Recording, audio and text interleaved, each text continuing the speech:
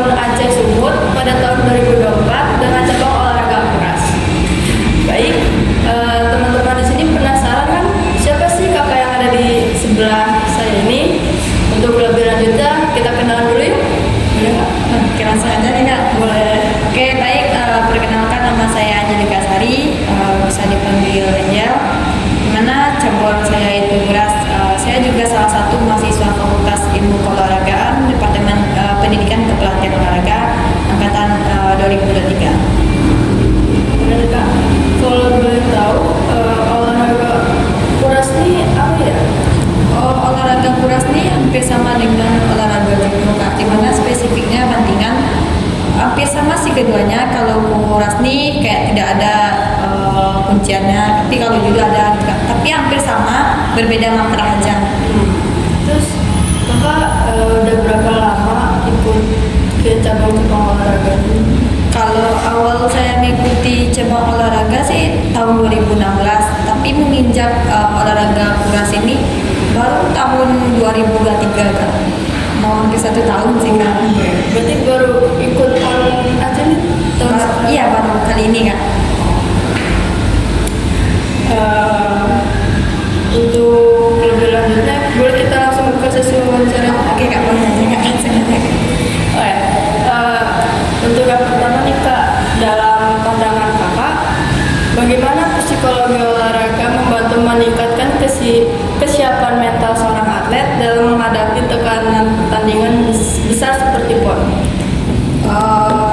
Dilihat dari pertanyaan sih ke psikologi kan Kak. Psikologi itu kan mengarah kepada perilaku kita, pikiran serta emosi manusia. Psikologi itu membantu atlet atau saya sendiri itu menghadapi tekanan ajang seperti PON, di mana itu dapat melatih fokus saya, mengontrol emosi saya saat pertandingan, dan mempertahankan rasa kepercayaan diri saya gitu Kak. Di mana saya itu mampu menampilkan hasil maksimal dari yang sudah saya lakukan sebelum hari pertandingan.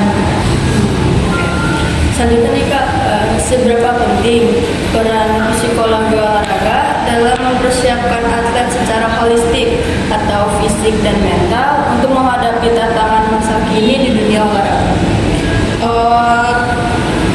Psikologi olahraga ini kan bisa dilihat bukan hanya dunia tentang kebugaran fisik aja Kak, tapi juga ada di situ menyiapkan kita tentang kesiapan mental yang kuat. Terus psikologi ini juga membantu para atlet untuk mengatasi tekanan yang keras selama pertandingan. Terus meningkatkan fokus mereka juga Kak saat pertandingan, di mana pertandingan itu sangat mempengaruhi sekali Kak. Terus juga membangun rasa percaya diri kembali kepada atlet. Terus nih Kak, menurut kakak, karakteristik seperti apa yang membantu seorang atlet bertahan dalam kompetisi jangka panjang, dan bagaimana kakak mengembangkan karakter tersebut dalam diri kakak? Kalau atlet yang bertahan dalam kompetisi panjang itu biasanya memiliki karakter yang lebih tangguh Kak, ya, pantang menyerah, terus berdedikasi tinggi akan kesuksesan kedepannya gitu kan. Terus kalau saya mengembangkan karakter tersebut ya dengan tetap konsisten dalam belajar atau berlatih, di mana misalnya saya ada kekurangan di teknik ini, jadi saya lebih konsisten lagi untuk memperbaiki teknik yang sebelumnya kurang jadi baik. Betul, terus berlatih. Iya, terus konsisten untuk berlatih ya. Oke. Terus bagaimana kakak mengelola hubungan dengan rekan satu tim dan pesaing dari berbagai daerah tanpa mengesampingkan sikap profesionalitas dalam kompetisi seperti PON? Saya tetap menjaga hubungan baik dengan rekan satu tim dan dari pesaing daerah juga nih Kak, dimana saya juga tetap ada rasa sikap menghargai, menghormati. Tapi kalau itu udah berada di luar, saya menganggapnya teman nih Kak. Tapi kalau udah di dalam, udah lain juga ceritanya gitu. Udah lawan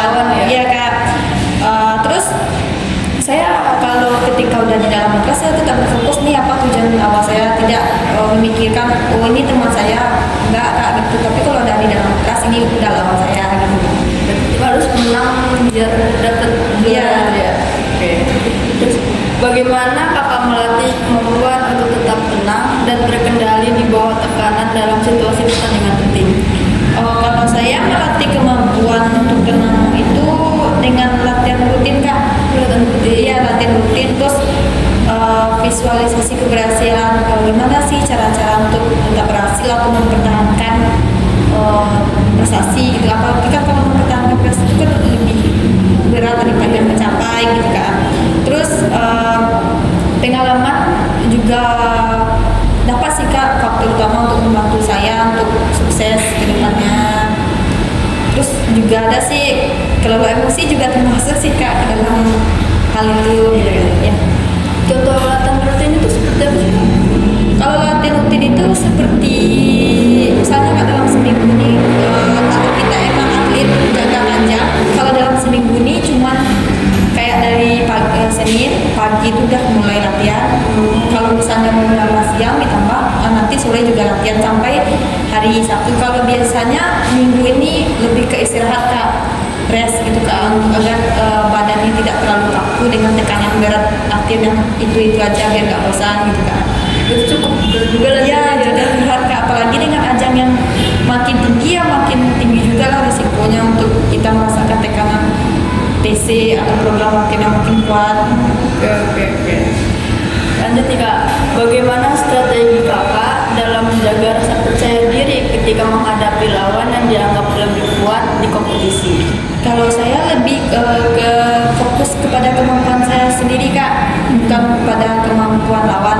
Kembali lagi sih kak kepada kita sendiri, kan kita sama-sama manusia ya kak, sama-sama makan nasi, sama latihannya juga porsinya mungkin berbeda, tapi kan kita sama-sama untuk tujuan untuk juara gitu kak. Tapi rasa percaya diri sih lebih diutamakan untuk agar tidak memikir kalau saya akan kalah dengan atlet yang lebih kuat gitu kan. Nah tahu dalam matras itu kita nggak tahu kan, Tuhan berkenan lain kita yang menang dari orang yang lebih kuat gitu kan. Kita harus percaya diri dulu. Iya harus percaya diri gitu, tapi tidak boleh meremehkan ya atlet itu atau lawan kita. Oke.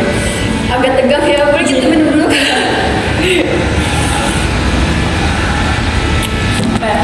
Bisa lanjut kak? Boleh nggak? Oke. Apa sih yang menjadi pendorong utama kakak dalam meraih prestasi dan bagaimana cara kakak memelihara semangat tersebut di tengah kesulitan? Kalau pendorong utama saya sih asal kembali ke tujuan masing-masing atau tujuan awal kita kan. Misalnya saya ingin prestasi saya meningkat atau maju gitu kak, itu harus ada keinginan terus menerus untuk tetap bertahan atau ingin menambahnya ke depannya gitu kak. Di tengah kesulitan tuh pasti ada kak, gitu. Pasti kita butuh dukungan atau motivasi dari orang yang profesional atau bisa jadi dengan idola kita, itu udah pasti mendukung kita untuk berlatih. Semangat juga. Iya juga udah pasti gitu kan. Oh kayak ini idola saya udah keluar negeri, kita harus juga seperti dia, atau bisa kita harus lebih dari dia. Iya.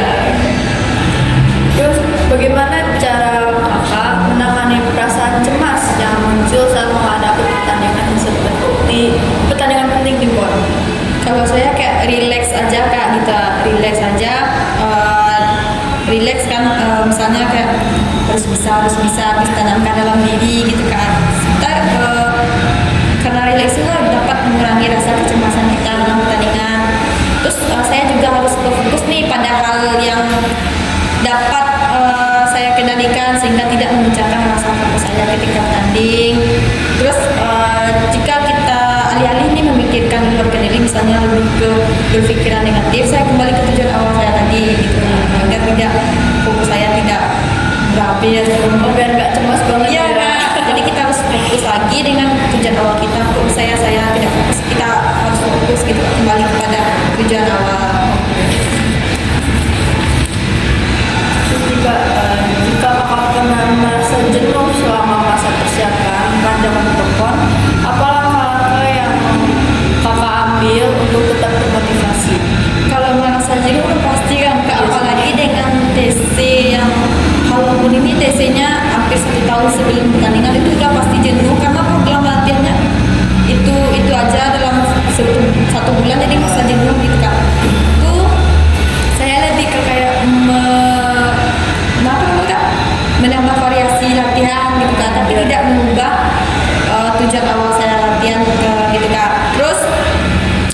menghabiskan waktu dengan rekan-rekan tim, mengobrolkan cara-cara Strategi gitu. Iya, strategi biar bisa semangat lagi gitu. Kak ujian udah pasti kan Kak, gitu. Lebih kan ya Ya, belum pasti soal jenuh. udah jenuh Kak dengan latihan seperti itu tiap hari udah pasti jenuh gitu Kak. Oke.